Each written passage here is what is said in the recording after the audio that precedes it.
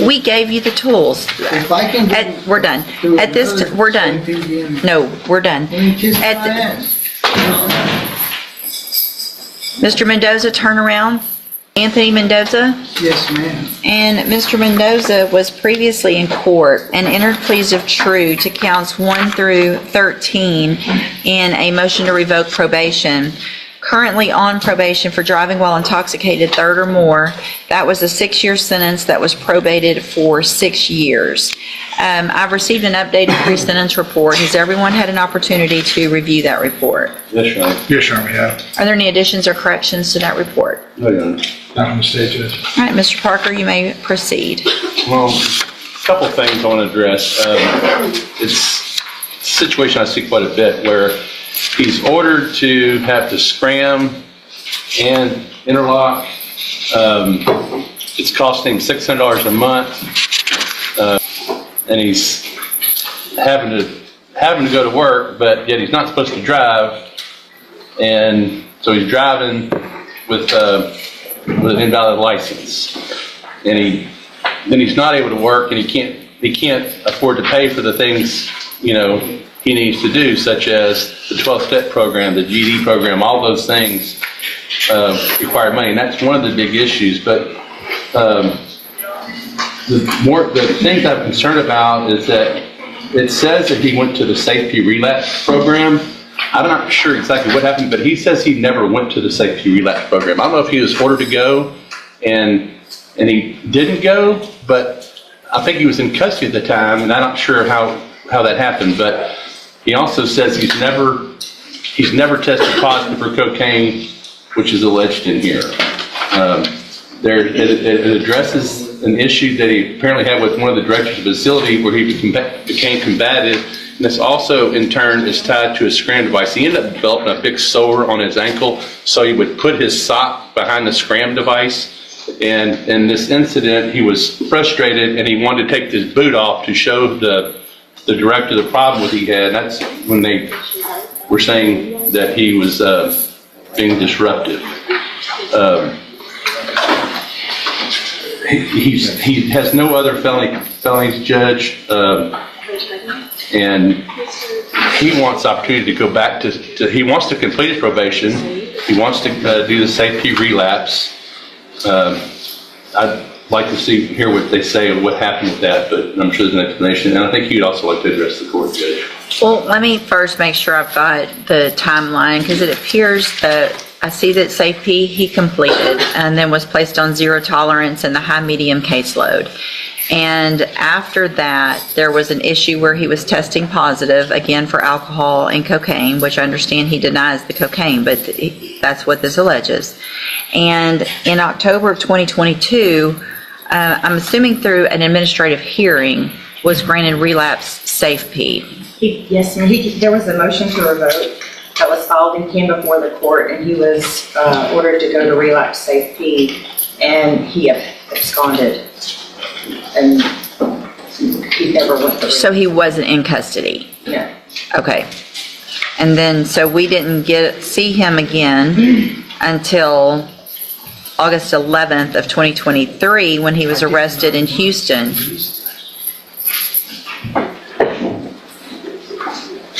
Never told me. I never got the paper. So here's the thing. Whether you probably didn't get any paperwork, come up here to the front, in the middle here. From at least October of 2022 until August 11th of 2023, you wouldn't have known about anything because you quit going to probation. You were an absconder. And the only reason we found you is because you were arrested in Houston for aggravated assault with a deadly weapon. And then in May, we get you back here, and you were sanctioned to 180 days in jail. So this is the third time, it looks like to me, that you would have been given an opportunity to remain on probation. Gave you upfront time, continued you on probation. Courtesy supervision was sent to Harris County, and then we have the scram device issues still, alcohol violations, interlock violations, aggressive behavior, ongoing alcohol use. So if you didn't do the relapse safety, it's not anyone's fault other than your own, because if you didn't know about it, it's because you weren't going to probation. Mr. Nichols? Judge, I think it's pretty clear. He was put on zero tolerance a couple of years ago, and here we are on the second time. Third. Multiple times. Yeah. And I don't know what else we could do. So obviously I agree with the probation department's recommendation for revocation. I think he's had more than enough chances, Judge. In fact, there was one thing I want to make the court aware of. If I can call Ms. Martinez real quick. Yeah, sure. Ms. Martinez, would you please raise your right hand? Do you swear or affirm the testimony you're going to give in this hearing will be the truth, the whole truth, and nothing but the truth, so help you God? Thank you. Go ahead.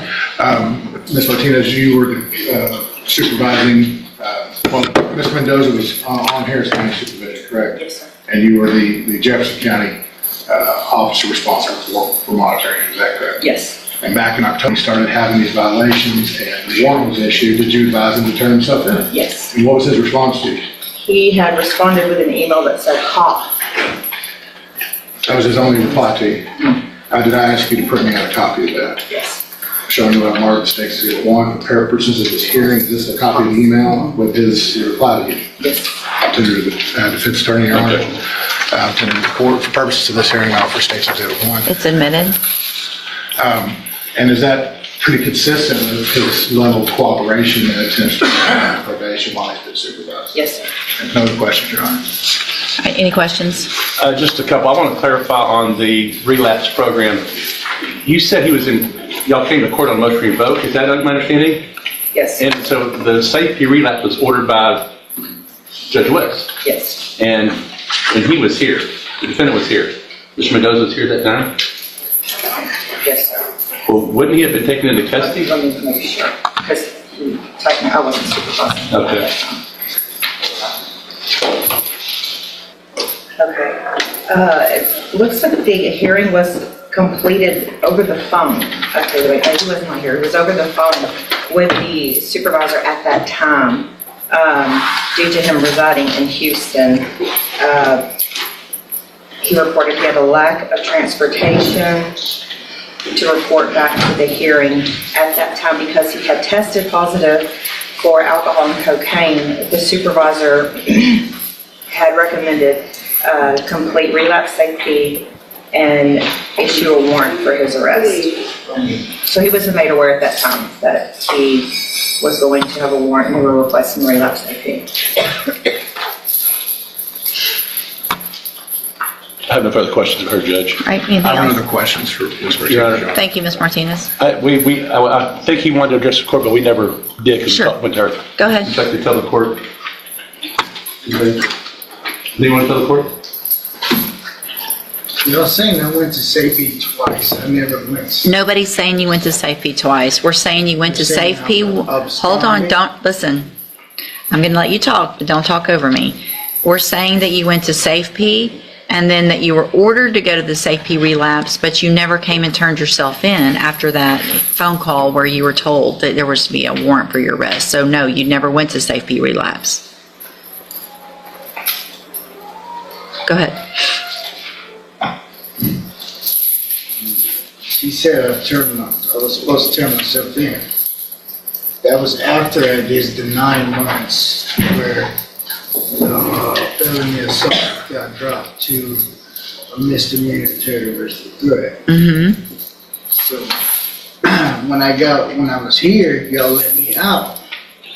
And then I was trying to work and they kept saying that I was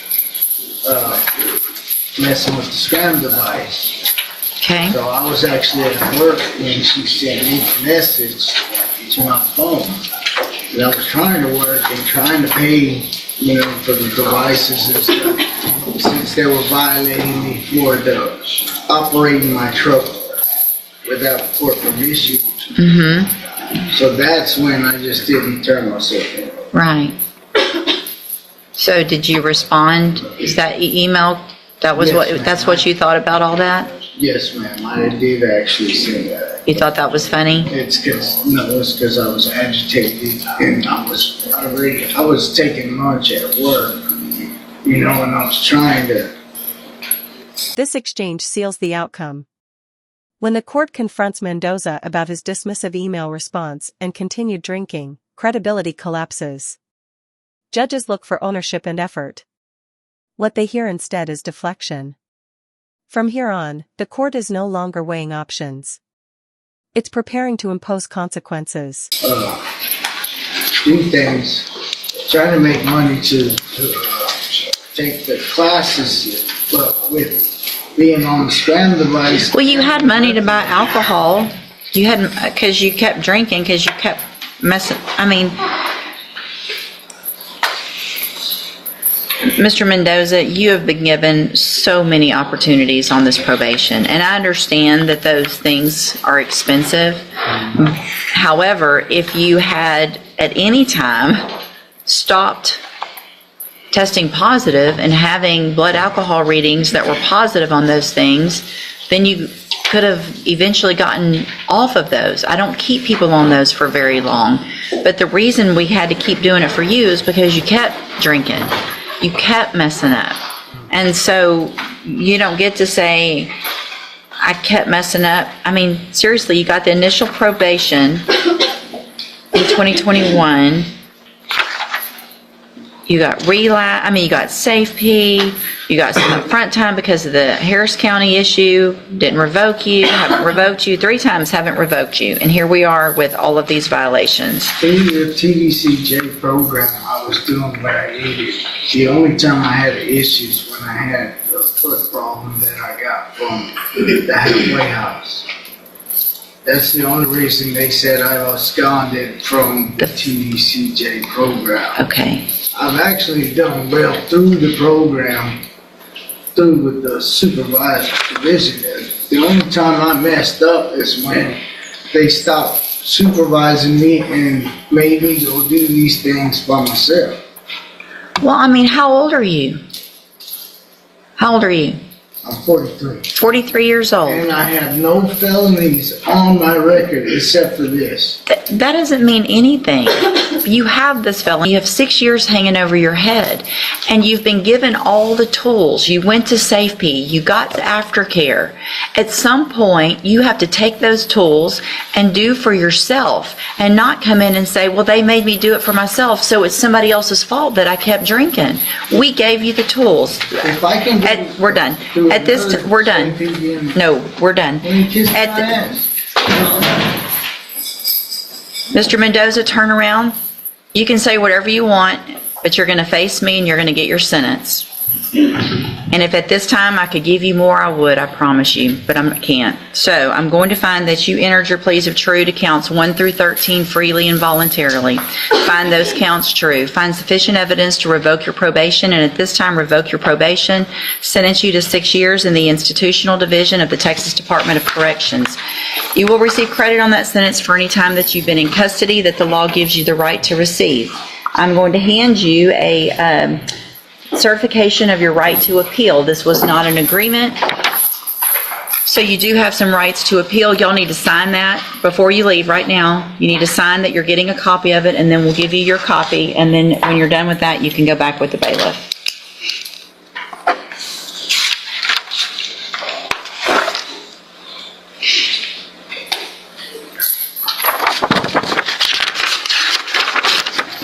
There you go. That was first. This case ends with a full revocation of probation and a 6-year prison sentence, but the path to that decision matters. Anthony Mendoza originally received probation on a felony DWI, driving while intoxicated, third, or more, a serious offense carrying significant public safety concerns. The court initially chose supervision over incarceration, giving Mendoza structured treatment, monitoring, and multiple opportunities to comply that included substance abuse programming, scram alcohol monitoring, ignition interlock requirements, and graduated sanctions instead of revocation. Over time, however, the record shows a consistent pattern. Positive alcohol readings, alleged cocaine use, interlock violations, aggressive behavior toward facility staff, and repeated failures to comply with treatment requirements. Most critically, Mendoza was ordered to attend a relapse safety program following violations. And instead of reporting or turning himself in after a warrant was discussed, he stopped reporting altogether. That period of absconding lasted nearly 10 months. During that time, the court had no supervision, no compliance, and no assurance of public safety. When Mendoza was finally located, it wasn't because he returned voluntarily. It was because he was arrested in Houston on a new charge. Even then, the court imposed a sanction rather than immediate revocation, sending him to jail for 180 days and attempting once again to resume probation. The judge makes clear that this was not a single failure, but a series of escalating opportunities extended over several years. Throughout the hearing, defense counsel raises concerns about cost, transportation, and confusion over program requirements. Those arguments matter in probation cases, but they only carry weight when paired with consistent effort and communication. The prosecution and probation department counter with documentation, warnings sent, decisions explained, and minimal cooperation in return, including a one-word email response when asked to surrender on a warrant. That detail, while small, speaks volumes in a courtroom where compliance and attitude matter as much as technical rules. When Mendoza addresses the court, he focuses heavily on financial strain, device issues, and feeling overwhelmed. What the judge focuses on instead is responsibility. The court emphasizes that monitoring devices and restrictions are lifted only after sustained compliance and that continued alcohol use is precisely why those conditions remained in place. The judge also rejects the argument that lack of supervision excuses misconduct, noting Mendoza's age, experience, and repeated instruction. Legally, the revocation is straightforward. Mendoza entered pleas of true to all 13 counts in the motion to revoke. That alone authorizes revocation. The court then makes explicit findings, sufficient evidence, voluntary pleas and exhaustion of alternatives. The sentence 6 years in the Texas Department of Criminal Justice is the original sentence that had been suspended now imposed in full. This case illustrates a central truth of probation law. Probation is not endless. It is conditional liberty. Courts can forgive mistakes, even multiple ones, but they cannot supervise someone who disappears, continues substance use, and rejects accountability. The judge's final words make that clear. This was not about a single relapse or a single missed appointment. It was about years of chances, structured help, and warnings that went unheeded. If you want to see more courtroom breakdowns that explain not just what happened, but why the law led there, make sure to like this video, subscribe to the channel, and share your thoughts below. What do you think is the point where probation should finally